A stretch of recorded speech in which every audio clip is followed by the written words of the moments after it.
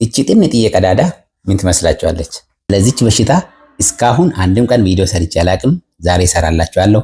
በደንብ አዳም። እቺ በሽታ ሁሌ እኔ ፔሪያናል ፊሱላ ብዬ ቪዲዮም ከሚሰራው በሽታ ጋር በጣም ትመሳሰላለች። አንዳንዴ ኤክስፐርት የተባለ ባለሙያ እንኳን ይሳሳትበታል። እቺ በሽታ በእንግሊዘኛ ፒሎኒዳል ሳይነስ ብለን እንጠራለን። እንዲህ ስታይ ጥንጥዬ ቀዳዳ ከወገብ በታች ጀምሮ እስከ ፊንጢጣ ጫፍ ላይ ልትከሰት ትችላለች። የዚች በሽታ ዋና መነሻውም የቆዳ ላይ የሚገኘው ፀጉር ወደ ውስጥ ሲገባ ነው ተብሎ ይታሰባል። ልክ እንደ ፔሪያናል ፊሱላ ወደ ፊንጢጣ ቀረብ ብሎ ሲከሰት ቀዳዳ ስላለው ከፊሱላ ጋር በጣም ይመሳሰላል። ለዚህ ነው በተደጋጋሚ እንደ ፊሱላም ታክሞ ያውቃል። ከፊሱላ መለየት በጣም አስፈላጊ ነው።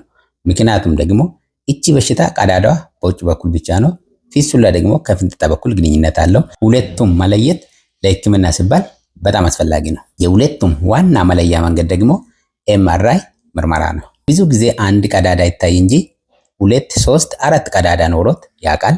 አብዛኛው ጊዜ መሃል መስመር ላይ ይገኝ እንጂ ወደ ቀኝ ወይ ወደ ግራ ወጣ ብሎ ሊከሰት ይችላል። አብሶ ከመሃል መስመር ወጣ ሲል ከፊሱላ ጋር በጣም ይመሳሰላል። ለባለሙያዎች በጣም እዚህ ጋር የሚያስቀምጠው ምክር እቺን በሽታ ኦፕሬሽን ሲደረግ ቀለም ወይ ደግሞ ኢንክ እንላለን። እንዲህ ፎቶ ላይ እንደሚታየው ሲጨመር የቀሩት ቀዳዳዎች በደንብ ብቅ እያሉ እዚህ ነኝ ይላሉ። እንዲህ አይነት ብዙ ቀዳዳ ስለሚኖራቸው አንዳንዴ ከኦፕሬሽን በኋላ ሊመለስ ይችላል።